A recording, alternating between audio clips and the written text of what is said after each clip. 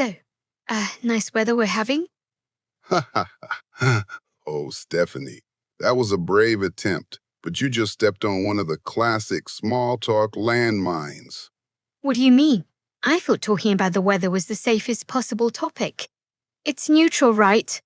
True, but it's also overused to the point of being a reflex. The problem isn't the topic itself, it's how you said it.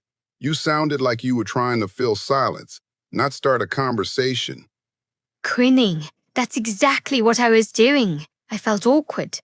And that's the key. Most small talk fails because people treat it like a task to complete instead of a connection to create.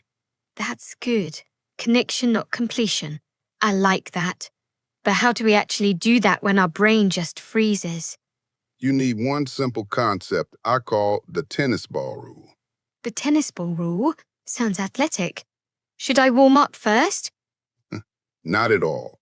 Imagine a conversation as a light game of tennis. One person hits the ball, that's their line. The other person hits it back, that's their response. The trick is to keep the ball in play. So talking is like volleying words back and forth. Exactly. Too many people either miss the ball entirely, they don't respond, or they hit it so hard you can't return it. Like someone who goes on for 10 minutes about their cat's dietary restrictions. That's right, they dominate the rally, and others kill the game by giving one-word replies. Yeah, sure, cool. Precisely. You need a rhythm, enough energy to keep it flowing, but not so much to overwhelm. Ask, share, return, build. Okay, so let's make this concrete. How would you turn small talk into a nice, clean rally? Let's role play. We're two strangers meeting in a coffee shop. You go first. Right. I walk up. I'm waiting for my drink. Okay. Wow, this place is really packed today. Yeah, I know. I've been standing in line so long I'm dying for a coffee. Tell me about it. I think everyone in town had the same idea to escape the rain. Rain can do that. Something about gloomy weather makes coffee taste better. Totally. It's like it turns caffeine into comfort. Now that's a poetic way to put it. Are you a writer? Oh, no, but I wish I were. I do a podcast though, so words are kind of my workspace. A podcast? That's great. What do you usually talk about? English learning and communication, actually. Which makes this chat hilarious. I'm literally small talking for work. Well, you're doing a fine job. The conversation's flowing. Only because you're keeping the rally going. Ah, thank you. The tennis ball rule in action. Wait, that felt surprisingly real. Exactly, because we were responding naturally. You didn't force it, and I bounced it back with something slightly personal each time. Right, you didn't just say yeah or, oh, same here. You built on what I said. That's the essence. Each return should add a little spin to the ball, not just send it back flat. Spin, huh? So, it's not enough to keep the ball bouncing. You want to make it interesting to return. Exactly. That's how conversations become memorable instead of mechanical. Okay, let's break that little coffee shop chat down. You used some great idioms there. Good ear. Let's unpack a few of them. First, I said this place is really packed. That means crowded, right? Correct. Packed describes a space full of people, no room to move. You might hear, the train was packed, or that concert was packed last night. Got it. Then you said, I'm dying for a coffee. That doesn't mean you're literally dying, I hope. Thankfully not. It's a strong way to say, I really want, or I really need, like I'm dying for some rest, or I'm dying to see that movie. So it's an exaggeration used to express craving or anticipation. Perfect explanation. English speakers love soft exaggerations. They show emotion without being dramatic. Then I said, I think everyone had the same idea. That's a hint of humor, right? Yes, and it's a great conversational tool. It creates a small, we're in this together feeling. You're noticing something and inviting the other person to share in it. That's a good point. Shared noticing. Like two people observing the same moment. Exactly. And notice how that kind of statement doesn't corner the other person with a question. It lightly opens the door. So not everything has to be a question. Correct. Questions are helpful, but too many make it feel like an interview. Balanced small talk has both offers, like, wow, this place is crowded, and returns, like, I know, I've been waiting forever. Offers, returns, and a rhythm of small emotional sparks. That's it. It's like tossing a ball, catching it with curiosity, and adding something of your own. I love that mental image. It makes talking to strangers sound less scary. Once you internalize it, you'll start to see small talk as play, not pressure. Okay, but what about when the other person doesn't play along? You hit the ball and it just drops. Ah, the silent drop. We've all been there. The first rule is don't take it personally. Some people are shy, distracted, or simply not in the mood. But you can try a gentle second serve. Like if they say, yeah, and stop. Maybe expand the topic a bit. Exactly. You could add your own short comment. Suppose you say, it's really packed today, and they just go, yeah. You can follow with, I guess weekends do that. Do you come here often?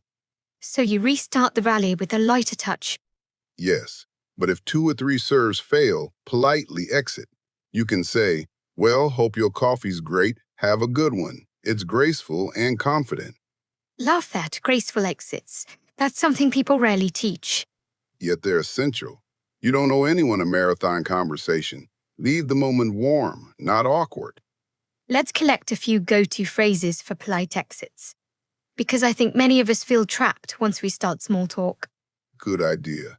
Here are a few. Anyway, it was nice chatting with you. I'll let you get back to your day. Well, I should grab my coffee before they call my name. Good talking with you. Enjoy your morning. Those are naturally short and signal closure without sounding cold. They all sound polite and final. That's the trick. Leaving no confusion. Exactly. The other person understands the exchange is ending, but they feel acknowledged. You know, this makes me realize small talk is actually more like emotional etiquette than random chatter. Beautifully put. It's not about facts, it's about tone, rhythm, and small social gifts. Small social gifts. I love that phrase. So every little comment or response is like a wrapped present you hand someone. And the value isn't the content, it's that you cared enough to give it. That reframes everything. People think small talk is empty, but it's actually micro-connection. Precisely, it builds comfort and trust. Think of it as warming up before deeper conversations. Okay, so we've got structure now. Open gently, respond dynamically, don't interrogate, don't dominate, and know when to leave. You've just written the manifesto of good small talk. I should put that on a mug. You could. And remember, good small talkers aren't necessarily extroverts. They're just observers who turn noticing into sharing. Observers who turn noticing into sharing. I'm writing that down. It's the art of being genuinely curious. Not curious to collect data, but curious about people's humanity, their moods, thoughts, feelings. Which means even a chat about coffee can feel meaningful if there's real attention behind it. Exactly. People sense presence more than words. That's profound, Matthew. But you make it sound easy. What about those of us who overthink every word? Then start with listening. Most people think speaking drives conversation, but it's actually listening that keeps the tennis ball in motion. So if I stop focusing on what to say next and instead react to what I actually hear, I'll sound more natural. Perfect. It's like improvisation. Great small talkers don't plan scripts. They respond in real time. Okay, I want to challenge myself. Let's do another micro role play. Suppose we're in an elevator this time. Excellent. Go ahead. Looks like the elevator has its own playlist today. Yeah, seems like even elevators need a soundtrack now. True. This song's been stuck in my head all week. I guess the elevator's in on it too. Better chance of remembering the lyrics that way. There's a silver lining.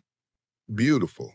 You see how it dances. Brief, light, shared humor, and it ends naturally when the doors open. Right, no heavy questions, no awkward silence. Just a shared little smile. That's the goal. Not every small talk moment should be deep. It just needs to feel alive. Feels like we underestimate that, how these tiny exchanges set the emotional tone of our day. True. Humans are wired for micro-social contact. Even 5 seconds of friendly small talk can lift the atmosphere in a room. Which is probably why coffee shops feel so warm. They're built for it. Indeed. Every how's your day going is a little bridge between strangers. It's funny. When you think of conversation as a tennis game, it also helps you not take rejection so personally. Because in tennis, sometimes you hit it out of bounds. No big deal. Well said. Conversations aren't scored, they're shared. Okay, Matthew, now that you've made us all conversational athletes, give us your pro-level advice. How does one go from good small talk to great small talk? Excellent question. Great small talk has rhythm, yes, but also resonance. That means you leave the other person feeling good about themselves. So the rally isn't just about the ball. It's about how your partner feels during the game. Precisely. You can ask questions that invite light reflection, like, what do you like about this place? Or, you seem to know your way around here. These spark warmth because they make people feel seen. So small talk becomes a mirror, not an interrogation. I like that phrasing. Great conversations reflect, not pry. And sometimes people open up unexpectedly when you just give them the freedom to. Right? And if they do, match their energy. Don't rush to change the topic or outshine them. That's hard sometimes. Our instinct is to share our own story. Exactly. But restraint builds depth. Let them finish their rally before you serve yours. So, advanced tennis. You got it. It's funny how something as simple as chit-chat can have so many invisible layers. Yes, and mastering them transforms more than small talk. It improves relationships, job interviews, even creative collaboration. Because essentially, small talk is emotional intelligence in motion. Absolutely. You learn to read cues, regulate tone, adapt pacing, all skills that spill into bigger life moments. It's communication fitness. Perfect metaphor. You don't bench press empathy in one day. You build conversational stamina over many little exchanges. I suddenly want to start chatting with every barista I meet. That's the spirit. And if it goes awkwardly, laugh it off. That's part of the game. Like, oops, missed the ball. Let's serve again. Exactly. Confidence doesn't come from never failing. It comes from recovering smoothly. That's golden advice. And remember, small talk isn't about the topic. It's about the tone. Even a conversation about spilled coffee can feel delightful if it's warm. So, in summary, the tennis ball rule is 1. Serve the ball. Make an opening comment or question.